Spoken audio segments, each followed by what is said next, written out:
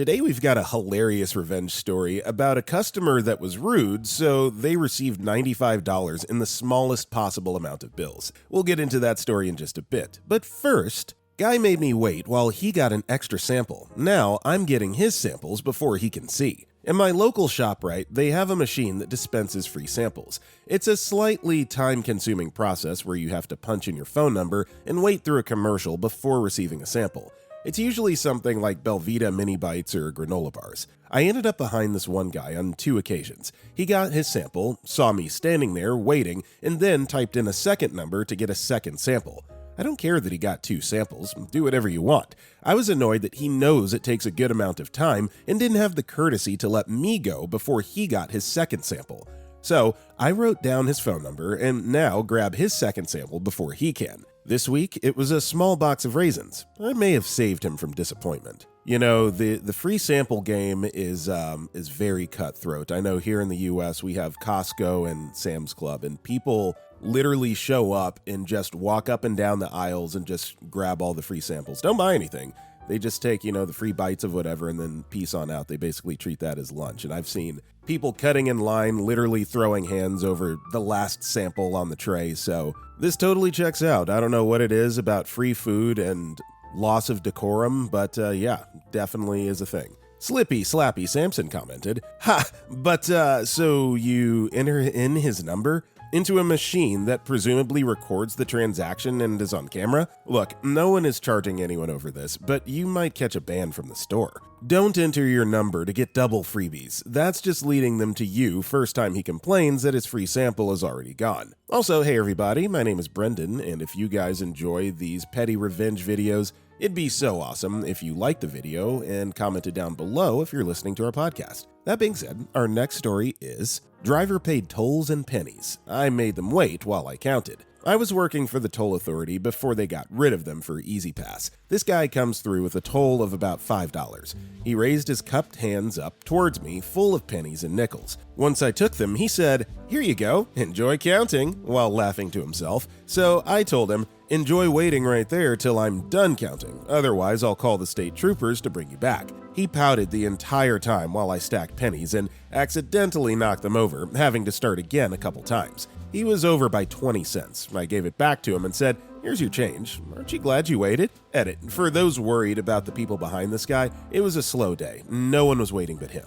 I understand that there's still some old school people out there that prefer to pay with paper money and utilize coins, but this was very clearly done out of pettiness and by design. So making them wait while you're doing your job of counting the change, because the thing about excessive amounts of change is like when it's in a big pile like that, you could very easily be over or under by a small amount of money. So you're just doing your job. And if he's 5 cents short in that giant pile, then, he's got to pony up. So that's what you get. Pan Blanco 22 responded, "When I worked briefly at a courthouse, I promised the clerks that I would help out with someone that did that. The rules would be the following. Don't interrupt me while I'm counting, or I'd have to start over. The clerks wouldn't see the money until I verified that it's all there. If you leave before I'm finished counting, it would be considered abandoned property and would not be applied to your bill or fine or fees.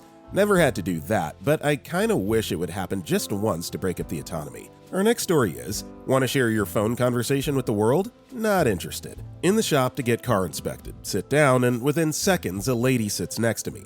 She has her phone on speaker and is really having a back and forth with someone, both of them with voices raised. I'm listening to a podcast with my earbuds, and she and her friend on the phone are both loud. I think to myself, I'll bet she'll like my podcast about the history of the Mongol Empire with Dan Carlin. Out with the earbuds, crank up the speaker so everyone, she, her friend, and I, nobody else here, can all enjoy the history lesson. The sacking of Baghdad is a frightful listen. I guess she wasn't a history fan because she got up and walked outside. Still going on and on. I put the earbuds back in as a polite couple came in and sat down. I don't want to be a Richard, It's amazing how many people just completely lose their immersion with the rest of the world when they're on their phones. So kind of blasting your podcast and, making her aware that, hey, maybe you were being a little bit too loud. You're the real hero of this story, OP. Love it. Indiru commented, "There was a woman like that on the bus a while back. She was a few rows away from me, but was extremely loud. She was really close to the driver, and I'm sure it was distracting for him. As she got off the bus, I yelled after her, "Good luck getting the money back from your sister," as that was the main topic of her conversation. I don't think she noticed because the conversation was still ongoing, but the driver laughed and shook his head. Our next story is, if you're gonna take my parking spot, enjoy your extra steps. I have an assigned parking spot at my apartment complex. It's mine, clearly marked, no confusion. This one guy that seems nice in previous conversations has parked the second time in my place. I talked to him the first time and he apologized. Instead of talking to him a second time, I just parked directly behind him. Not blocking him in completely, just close enough that he'd have to do a very awkward 17-point turn to get out. Took him a solid 5 minutes to escape. I was having the time of my life watching him struggle from my window. Look, you gave him a warning, that's really all that you can do. It's not like you jumped the gun and parked right behind him right from the outset, so yeah, I'll bet you this will be the last time that he does that. Retired Hawaii responded, "Got home late one night and my spot was taken. Street parking full, at least on my block. I wasn't going to drive blocks to find a spot. Parked right behind the car that was in my spot. In the morning I heard honking and then someone knocking on apartment doors. When they got to mine, I said, 'Yep, that's my car behind yours. I parked there because someone took my spot.' He asked if I could move it, and I said, 'Sure, give me a minute to get dressed.' Many minutes. He said he was in a hurry and would be late for work.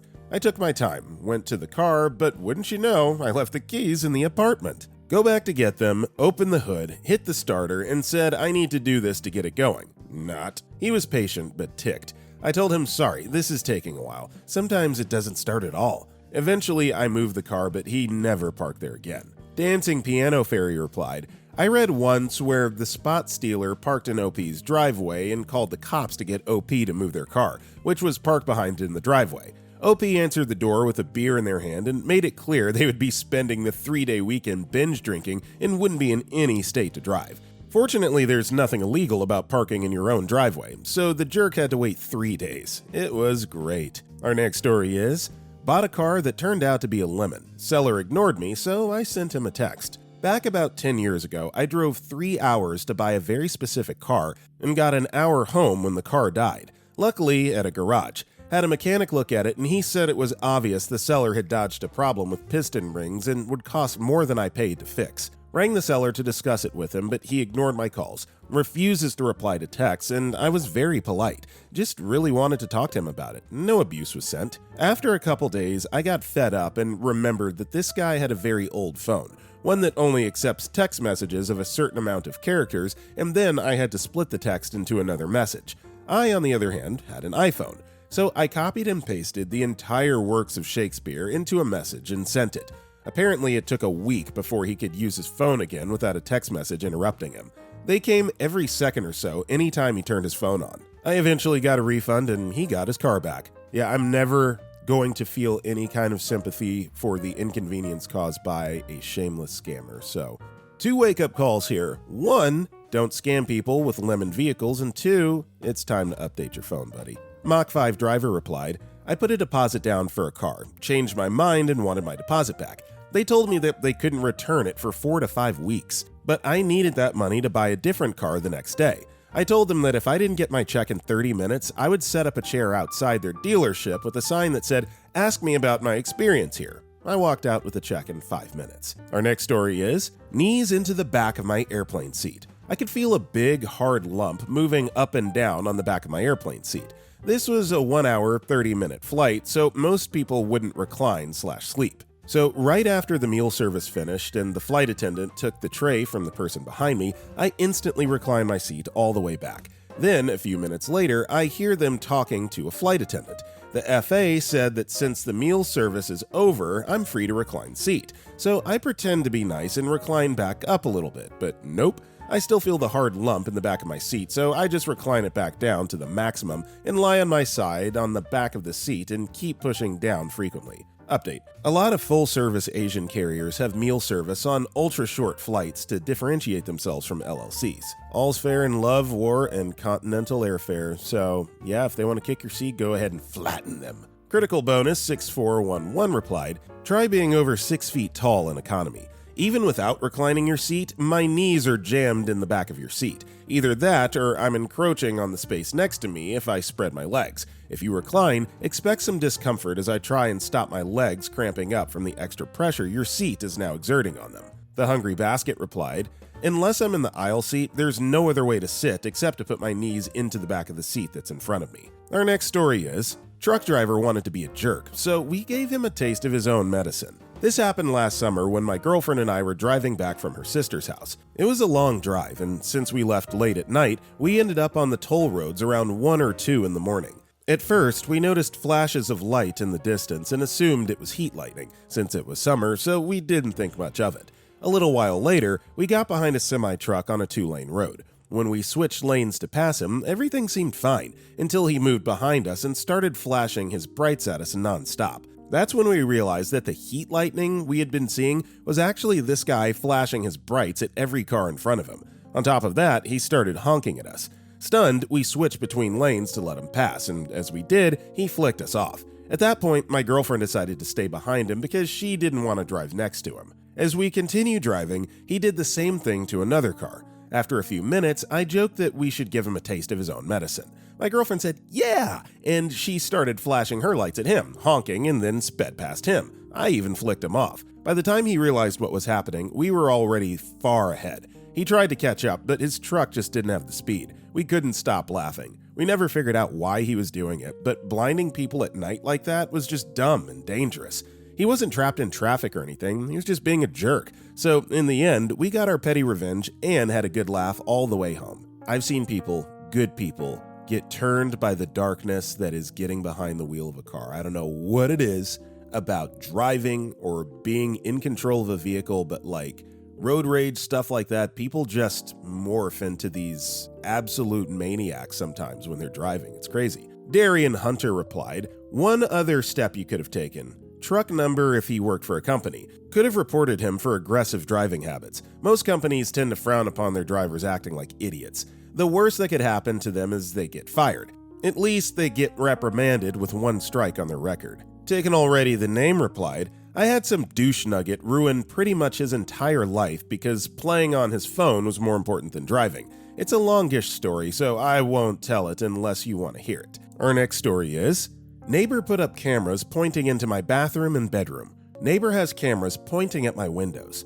If I could post a photo, I would. However, I did what the comments said and I put up a 2x4 with plywood with 2 lights and wind chimes to block her camera. I got 3 other neighbors that have had issues with her and we all hung out in my yard and built it. I'll be going to their place to help build one there too. She came running out, screaming while on the phone with the RCMP. She told them I was drilling into her retaining wall, which was never brought up that it could even be hers. It's clearly in my property. And 4 officers came over within 5 minutes. She yelled at the officers the entire time, while 1 officer came and talked to me and the other neighbors. They stated that they can't do anything about the sign or cameras, but that I can/should go to the city and take it to court, so I will be. The officer was incredibly polite and thoroughly explained what I can and can't do. So if you're in BC and dealing with something similar, here's what the officers told me is allowed. You can have cameras pointing into your neighbor's yard, but any cameras pointing into windows is considered voyeurism, and you can be taken to court over it. You're allowed floodlights, and you can block cameras all you like. For the cameras on my fence, she's been told to take them down, and if she doesn't, I can go ahead and take them down, without damaging them, and place them on her doorstep. As for the damage to the fence, that's up to the court to decide. Laser pointer or anything else that can potentially damage the cameras are not allowed. I'll be placing cameras all around my property, with some looking directly into her backyard. Was given the green light by RCMP. 5 neighbors are starting a petition to shut down her Verbo, which she needs to afford to live there. Freak bullies. This is just an over-the-top level of paranoia or whatever would compel her to have all these cameras up, so I don't get it. But if you want to play ball with that Karen, go for it. Beginning ad 9070 replied, "In the US, but I used to have a crazy neighbor who was obsessed with pointing motion-activated lights directly into other neighbors' windows under the guise of security. So every time a car passed or someone walked by, the neighbors would have these extra bright lights shining into their home at all hours. When told that he was violating HOA covenants and city ordinances, he actually tried to claim that he was being discriminated against. He moved, and that's the absolute best thing that could have happened. People like that have a victim complex and think their neighbors have nothing to do but think about them. I hope your cuckoo moves soon." Our next story is, Overbearing mother-in-law wants to guilt-trip my wife and mess with our home? Absolutely not. My wife's mother did something years ago that I haven't forgiven her for, and I'm never letting this grudge die. When my wife and I first met, her mother was used to being very involved in her life. She had a key to her apartment, which quickly became our apartment. She was used to seeing her at least once a week. She was used to bossing my wife around like she was still a child, despite my wife being well into her late 20s. All that classic overbearing codependency bullcrap mother stuff was taken care of with a lot of therapy and hefty boundaries, which made life a lot easier for me, much to the dismay of my mother-in-law, who was no longer getting her way. I noticed she started to make some comments about our home, how she hopes nothing goes wrong because she won't be able to come in and help us without a key anymore. Or how, if she was involved in choosing what colors to paint our apartment walls, it would be much better. Little rude, passive-aggressive things like that. The last straw for me, where I decided I really just couldn't handle this passive-aggressive entitled crap, was when she came into our apartment when my wife and I were exhausted from a week of work and didn't really feel like entertaining. But her mom guilted her into hosting, and then my mother-in-law used our toilet and turned the orientation of the toilet paper. What kind of self-important jerk comes into someone else's home and changes their toilet paper orientation? The freak? So anyway, this was almost 15 years ago, and every single time we were invited to their home after that, which was way too freaking often, I changed every single toilet paper orientation in their house. All 3 bathrooms, and she's never brought it up with either of us, and she's never touched our toilet paper orientation ever again since that day. But I'll never stop. I hope she knows it's me, and that she's going to have to be fixing her toilet paper orientation for the rest of her days, as long as she wants to be a menace in my wife's and my life. You know, this is serious business. Toilet paper over, toilet paper under, or the ultimate wild card, toilet paper vertically on like one of those paper towel holders. Which team are you on? Comment down below. Let's see what you got. Hey, Just Saying replied, well, actually, if you examine the patent application of the original toilet paper holder, there's a correct way to orient the roll on the holder. I just hope you were the one doing it correctly. Otherwise, I'm with mother-in-law. Just kidding, but this is true. Edited to agree that over is the way. Our next story is, eBay buyer defrauded me. It was only a $20 vintage sugar dispenser, the kind you used to see in diners. Anyway, this cat really set me up. First, he complained that the price was too high because of a blemish and could I reduce it. I wanted to move it, so I did. This was part of leaving a trail in case it went to eBay court. Then he came back and said the lid was a cheap Korean lid. It wasn't. He substituted a pic of a cheap lid that was not mine. Unfortunately, my picture was not definitive, so I knew eBay would take his side. So he asked for a return, and I figured it best to give it and be done with him. But I'm not done with him. I did some research on the fellow and learned that he runs a small business restoring furniture. I thought about writing poor reviews about his restoration business, but that would be dishonest and set me up for a civil suit. Instead, I have periodically written him messages to his business saying I saw an online review about the whole sugar dispenser issue and asked him if it was true. Note, I never wrote a review.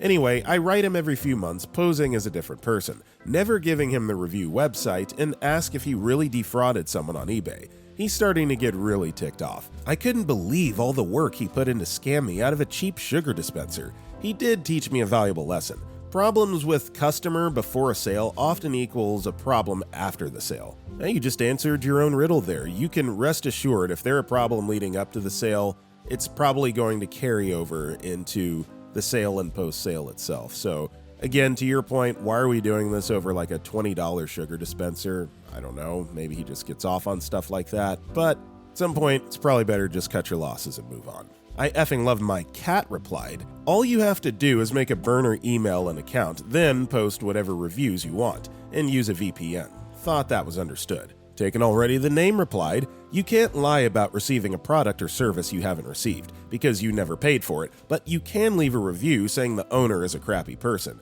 and you'd recommend choosing some place that isn't run by a scammer. You're allowed to say people are crappy, and he did scam, so that's not a lie, and nothing can be done about that either. You have to prove false statements made with malicious intent or reckless disregard for the truth to sue. None of what I said fits the description necessary to sue over said bad review. Our next story is, Public speakerphone pettiness. I know I'm not alone in hating when people walk around in public shouting into their speakerphones. The other day, I was in Wally World with my sister, who's currently in a transport chair while she battles cancer, and our elderly mom, who was on a scooter. We're in the lotion aisle looking for cream for her radiation burns when this younger guy rocks up with the speakerphone on, obviously loud. So I raised my voice even louder to discuss all the finer points of every lotion she looked at and practically shouted, "What?" whenever my sister asked questions. I know full well what that sounds like on the other end of the phone, and it took about 30 seconds for him to leave. Introducing roleplay to put a loud phone user on blast. I like that. I might use that myself. Elinchko commented, "We were sitting on the patio of a restaurant where the tables were close. The people at the table behind me were loudly gossiping about a friend's hooked up life. This was in Canada, so we were all grimacing and trying to be polite, but they would not stop. Finally, I loudly projected, 'This is not the conversation I want to hear while I eat my dinner.' They all laughed and then tried to explain to me why it was so important to discuss. I reiterated that I didn't want to hear it at dinner. In the end, they lowered the volume." Our next story is, how to keep the tweakers from jacking all your high-speed data. I gave my hotspot password to a friend because she was struggling financially and basically homeless at the time. No big deal, happy to help. What I wasn't happy about? She handed that password out like it was a free sample at Costco. Next thing I knew, my backyard turned into a full-time lounge for her and all her friends, most of whom were very enthusiastic about, let's say, alternative pharmaceuticals. Now, I don't judge. I've been homeless, I've been on drugs, but you know what I've never been? Okay with losing my high-speed data. That was the real crime here. These people were out there at 2 a.m. streaming who knows what, and I was stuck with internet speeds that made my dial-up look like NASA technology. So I did what any rational, data-loving person would do. I changed my hotspot name from iPhone to FBI/DEA surveillance, and changed the password. And voila! Just like that, my backyard went from a 24/7 internet cafe to a peaceful, empty space once more. I mean, I guess the FBI surveillance name's just sort of the cherry on top. All you really have to do is just change the password. But I like this. Very classy. Medio Prime responded, "And now you know why no one else has been helping her." Sploding Seal replied, "My wife was letting a homeless lady grab some leftovers from her hotel's breakfast service. It all went into the trash anyways. After a few days of this, she catches the lady trying to take an entire box of plastic forks, a 100-count pack of plates, several bundles of napkins, and all the condiments that were out in the breakfast area. This lady could have had a hot breakfast for practically ever, and now she's been trespassed by the police." Our next story is, he waited a month to text back after a date, so I got my petty revenge. So I went on a date with this guy. We'll call him Jerry. I knew him through some mutual friends, and honestly, I thought the date went fine. But then, radio silence. 4 weeks passed, and I didn't hear a peep from Jerry. And when does he finally text me? The day after Valentine's Day. His grand return? "What's up, Buttercup? How's it going?" Of course, all my girlfriends were like, do not text him back. But me? I saw an opportunity for some petty revenge, and I took it. The night before, my friend and I went to this fancy, swanky club where they had dancing. That's when inspiration struck. I decided to create an entirely fictional club member who danced with me all night. Enter Ben, the perfect gentleman. I texted Jerry back, "Hey Ben, I'm great. Had such a fun time last night. I can't believe you've never danced before. You're a natural. Also, thanks for showing me the rest of the club. Such amazing art." Of course, I couldn't stop there. I had to fully commit. Imaginary Ben wasn't just some random guy. He was a man of class and good manners. Unlike Jerry, Ben texted me back within 24 hours of our meeting. So naturally, I followed up with, "Hey, this is kind of embarrassing, but I just got a text from the real Ben. Is this Anthony from yoga class?" Jerry left me on red for a few days, but do I care? Nope. I got my petty revenge, and honestly, I feel great. Moral of the story, don't mess with Western fishermen. Yeah, taking a month to respond to a text is definitely past the point of no return, and you totally deserve being played with like this, so love it for OP. Way to stand up for yourself. DJ Allum commented, "Very early in my relationship with my now wife, I texted her the day after a date telling her what a great time I had last night, etc., etc. However, due to some failure somewhere in the intertubes, she didn't receive it until like a week later, on a day when I had not seen her the day before. She just replied, 'I don't think this was meant for me,' which gave me a full-on panic because it was intended for her on the day I sent it. I replied right away that it was meant for her and I'd sent it days earlier. I don't know if she believed me, but that was 14 years ago, and she's currently sitting on the other end of the couch, so I guess she's over it? Our next story is, a customer was rude to me, so I gave her $95 in the smallest bills I had. This older lady asked me for her check. Okay, cool, no problem. I print it out. It's $4 and some change. She puts a $100 bill on it and doesn't even bother to look at the total. I politely asked if she happens to have anything smaller. She didn't look at it, so I figure maybe she didn't know just how cheap it was. Maybe she had a $5 bill. Maybe she would like to charge it to a card or something. Disclaimer, yes, I'm aware that people who are paying with a Benji frankly probably don't have anything smaller, hence why they're paying with it in the first place, but I tried to have the benefit of the doubt. She snapped back at me and said, "No, I don't." Oh, okay, my bad. Her change was $95. I had two 20s left. I could have given her the last one. No, I instead gave her $5 $1,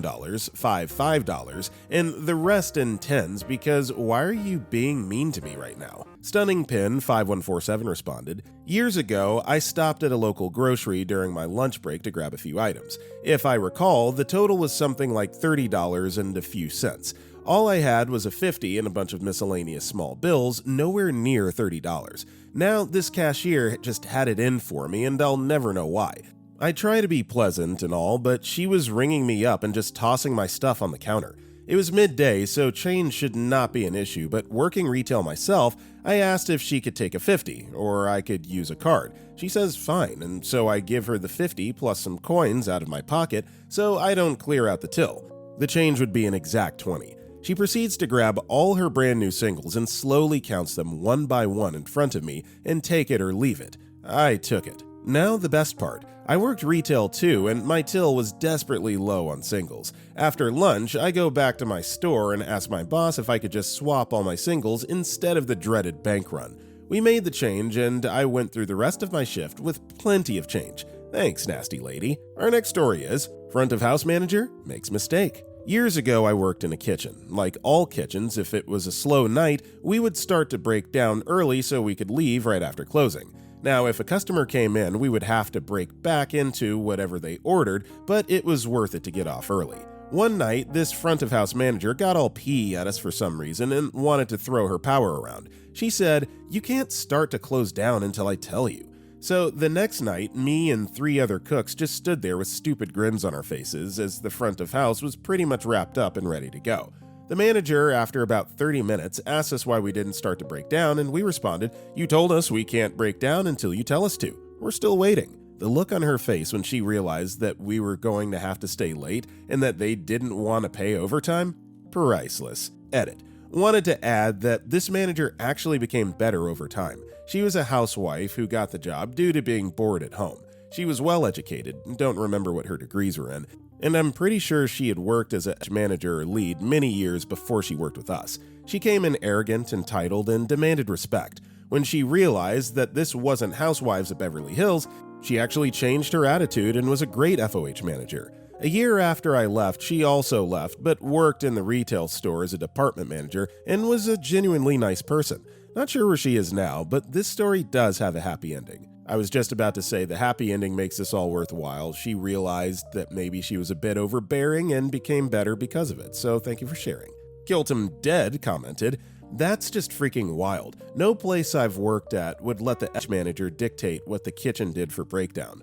We knew how to do our crap in the most effective and efficient way, and they didn't. They didn't work in the back, so they couldn't say one way or another. There was one that got upset that we started to close early, but that was because they decided a 10 top could totally sit down half an hour until close. Because of that manager, the owner started implementing a final seating like 45 minutes before close. We would potentially have to stay a few minutes late with those tables, but as soon as the entrees were out, we could finish closing. I miss that place some days. We had our breakdown at like 25 minutes for the entire kitchen, even with people still finishing up a few tables." Our next story is, block the street? I'll just leave my car there. I went to visit my parents last week and saw their neighbor's old car parked there, which reminded me of the one and only interaction I had with him about 21 years ago. The neighbor had, still has, just saw it last week, a very old car in somewhat decent shape. I'm sure holds sentimental value for him, but it's not a fancy or rare model, just old, maybe late 70s or early 80s. At the time, my wife and I had just married and we were saving money by living in an apartment that belongs to my parents, right next to their house. Both my wife and I had each of our own cars, and on that Saturday, I needed to take mine to the shop for something simple, an oil change or similar, I don't remember exactly what. We planned to drop my car and then go have breakfast nearby, so I drove my car and my wife followed me in hers. As I was driving down the main avenue, I hit some traffic, so I turned onto a parallel, narrower one-way street. That's when I came across this idiot, going the wrong way and blocking the entire road. In front of him was another car, facing the correct direction, unable to pass. The driver of that car honked and yelled, but the jerk refused to move. After a while, the frustrated driver gave up, backed out, cursed at him, and left. I pulled up in front of him and honked too, but of course he didn't budge. Instead, he started tapping his fingers on the steering wheel, clearly showing that he had no intention of moving. Then I looked in my rearview mirror and saw my wife waiting behind me. That's when I got an idea. I shut down my engine, exited the car, locked it, and yelled to the guy something like, "Good luck," or "Freak you." I don't remember. I hopped in my wife's car and told her to back up. She was confused at first, but quickly caught on, put it in reverse, and we drove back to the main street, leaving him stuck there. The look on his face was priceless. We drove one block down, then looped around from the other end, technically also going the wrong way, to see what he was doing. Sure enough, he was struggling to maneuver his car around mine. The only way he could get out was by reversing and making a U-turn. As he was doing this, he spotted us parked nearby, watching and laughing. His jaw dropped. I threw in a snarky remark, got back into my car, and drove off, this time in the correct direction. A few weeks later, I was driving in the area, and I saw him with the flashers on and the hood up. I drove a pretty common car and slowed down as I got near to him. He approached me, and when I was very close, he finally recognized me. I gave him the finger and sped away. Last week, I saw he still has that same piece of junk parked outside his house. I can only hope it's stranded him many more times over the years. This is certainly very petty, but I will allow it because the jerk, in the context of this story, was made aware that he was doing the wrong thing, going the wrong way, and still refused to change the error of his ways, even after being made aware of that. So, yeah, this checks out. From Anderson commented, "In the before times, long ago, when mobile phones were toys for rich people, I attended college. My first year of college, I met Bert, and he was a senior, in more ways than one. He was this tall, lanky, lovable 80-year-old World War II vet who just randomly decided to attend college very late in life. Apparently, he wanted to go when he was young, but never had the time or money. Then, one day in his late 70s, he realized he had both, and no real family to leave the money to, and figured, why not? The dude was hilarious and a campus favorite with students and faculty alike. He was more energetic at 80 than I was in my 30s. He drove this giant old land barge of a Cadillac that had to be 18 plus feet long. Nothing too unusual there, except it had no reverse. Why he never had it fixed, I don't know, but he'd driven it like that for so long, he could turn that thing around in places you'd think were impossible. He always pulled through parking spaces or parked on an incline so the car would roll back, but no amount of planning could account for every situation. If it was on campus, people would rush to help him and push it backward, but I saw him at lunch one day, all skin and bones out in the cold, straining his guts out trying to push that 2.5-ton behemoth backward because someone had parked too close to him at a restaurant. Of course, I stopped and helped. I didn't get to see it, but one day he ran into a situation on campus with someone in their fancy Ego-mobile going the wrong way down a one-way. After much honking and gesticulating from Captain Ego Mobile, a crowd of fellow students had stopped to watch. When Ego McEgo Pants got out to yell at Bert, they were not so politely informed by the crowd that A. Bert couldn't back up because his car had no reverse, and B. if they were mean to Bert or they were about to get beaten senseless by a mob of adoring Bert fans, including about half of the girls' basketball team. They got back into their Ego-mobile and backed up. Bert gave everyone a friendly wave and went on his merry way. I'm in my 50s now, and I still hope to be like Bert when I grow up. Our next story is, I don't want your roof inspection, but I'll happily take your grocery points. There's a local roofing company that has a flood the zone advertising policy. Flyers on mailboxes, we're in an HOA where you need to call in.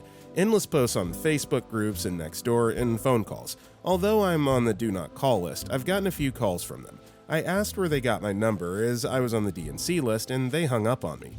My local grocery chain has a points system at their gas pumps. Punch in your phone number and you get 10 cents off a gallon of gas for each point you've earned buying groceries inside. Points expire after a month, and as I'm often away from home for a few months, I have to buy lots of groceries to earn enough points to get cheaper gas.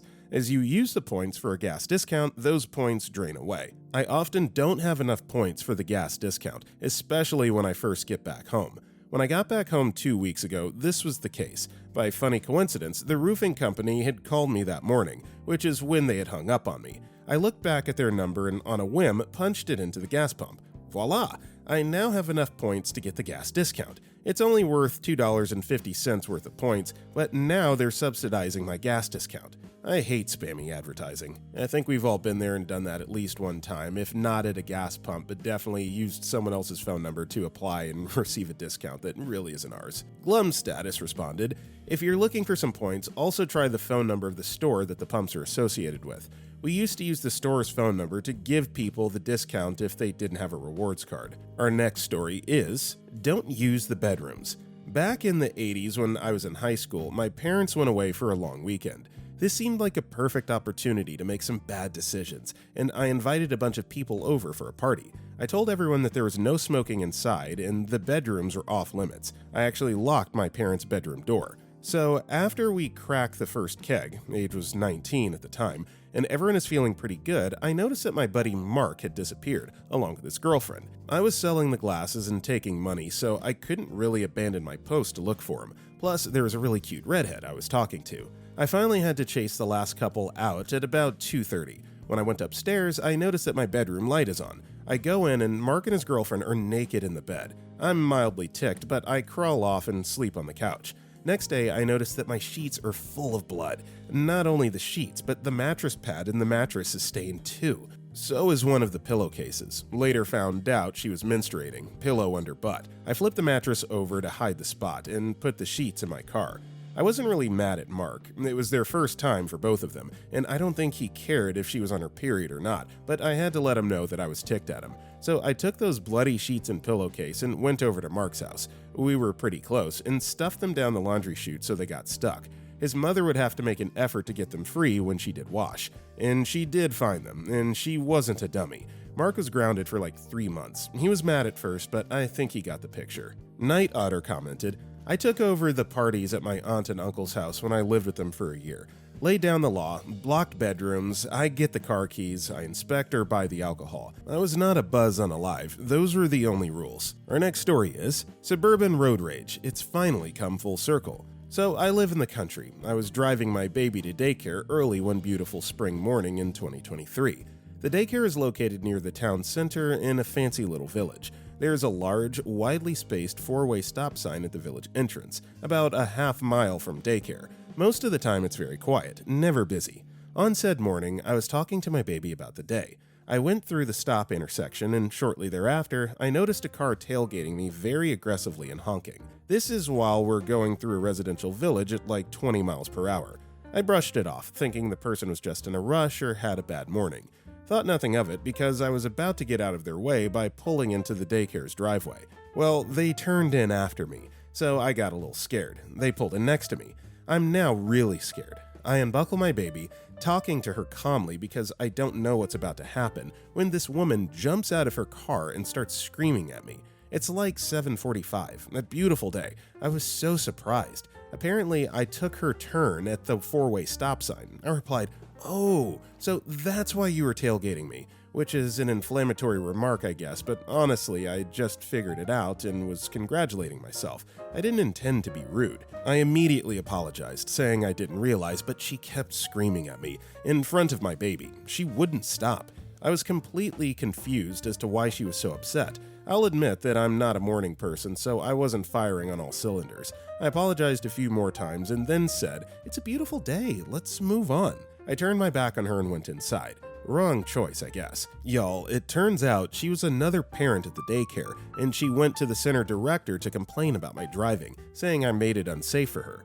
I got called in and they warned me to drive safer. I was so mad. She went out of her way to make my life harder at my kid's school. I will never forget that lady's face. Fast forward 2 years. I have a doctor's appointment in the same town. I walk into the office. Guess who's the receptionist? Yep, it's her. She knew, too, because she wouldn't make eye contact. I took the clipboard and seethed for a bit while I filled it out, trying to talk myself down. Didn't work. Turns out I'm petty AF because I definitely handed the clipboard back to her and said loudly for the whole office to hear, "Oh hey, it's you! Do you remember that time when you harassed me at 7:45 in the morning about that stop sign? I know I cut you off by accident, but I apologized, and it was super lame of you to scream at me in our kids' school parking lot about it." That's what pathetic people do. The whole time, this lady just stared at her keyboard. Her coworker didn't, though, and neither did the other people in the waiting room. They loved it. Honestly, so did I. Danger of Biscuits replied, "Good for you. There was absolutely no need for her to be a vicious little crap. All she proved was that the very second you made a driving error, she allowed it to affect her driving, to the point that she got herself so enraged she came at you like a mad beast in the car park. Bloody idiot. I'm glad you finally had your chance to tell her what a dumbo she was." Our next story is, dog abusing neighbor gets car plowed in. Our neighbor has 2 dogs that he leaves outside. No issue there. I often look at them out the window while I'm doing dishes or walking into my living room and chuckle at how cute they are. Well, one day I had the misfortune of witnessing my neighbor drag the dogs to their outdoor doghouse, and I could see the shadow of his leg repeatedly kicking over and over while the dogs cried out in pain. I was stunned and felt sick.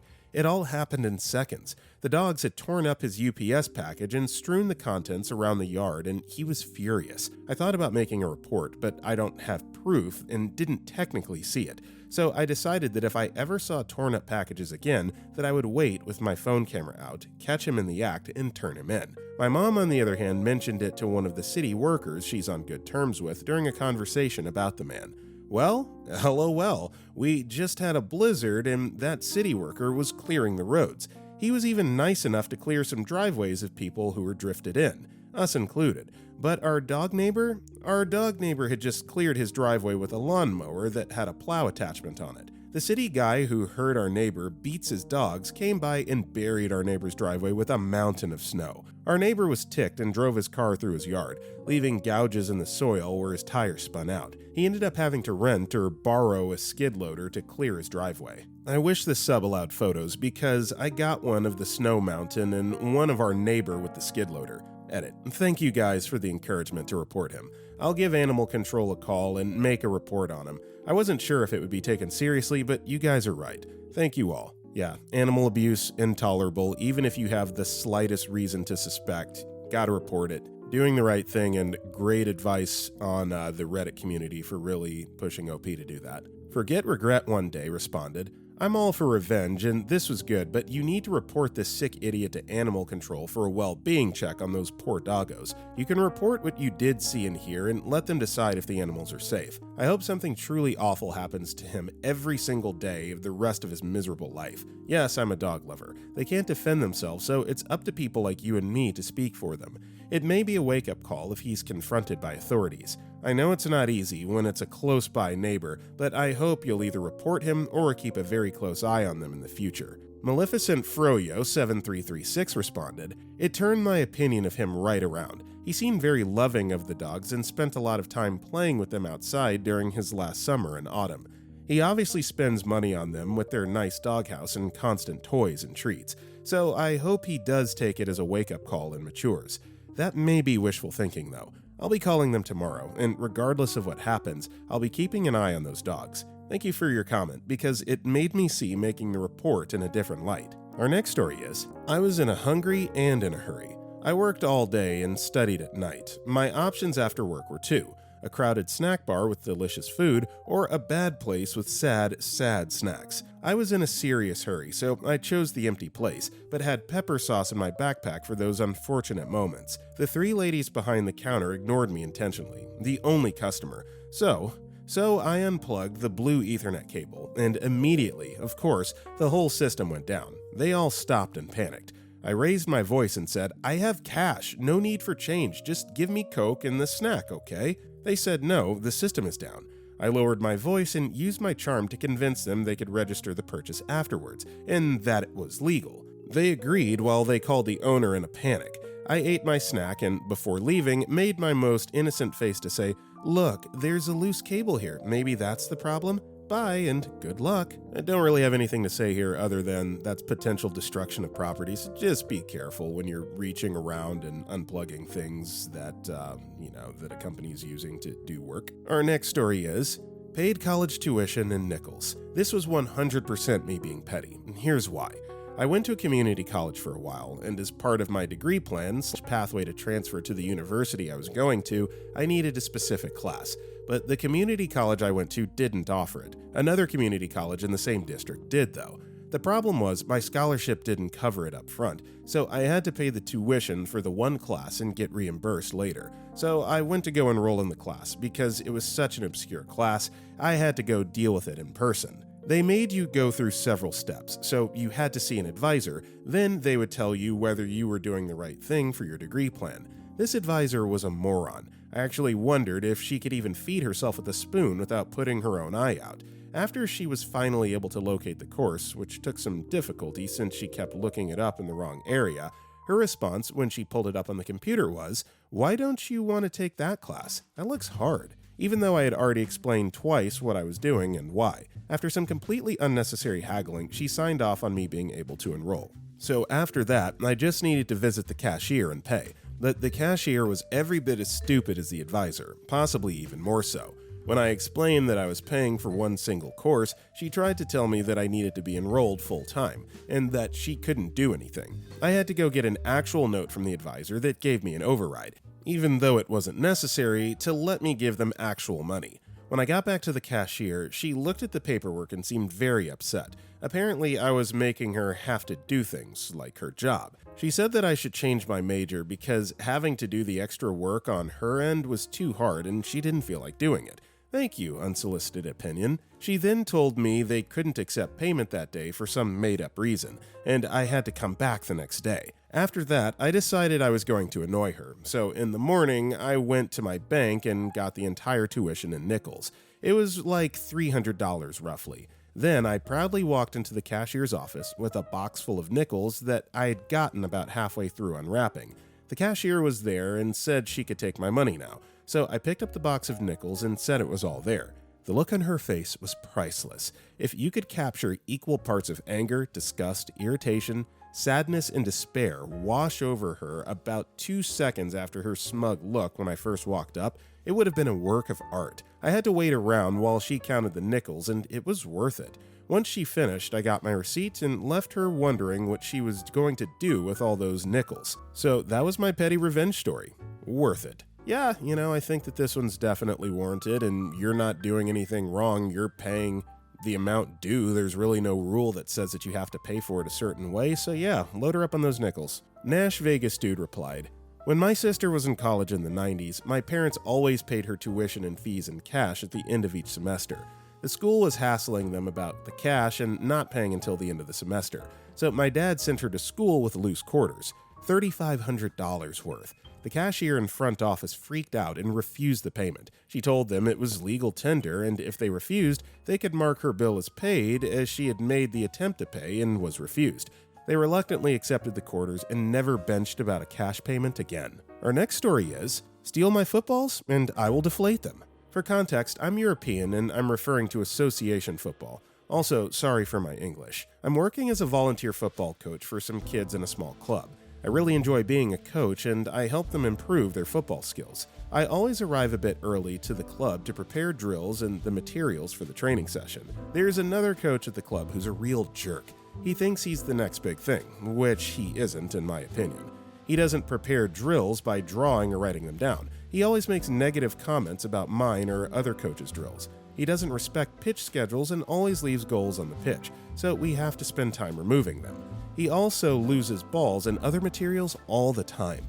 I've tried to talk with him about this, but he keeps saying that he has more coaching experience and that he's been at the club longer than I have, so I have to just get used to his way. The final straw of his behavior was when, after a training session, my team couldn't find some of our footballs. We spend up to half an hour trying to find them. Every ball is marked with team names to recognize the balls, but it got late and we had to go back down because of the kids' parents were waiting for them.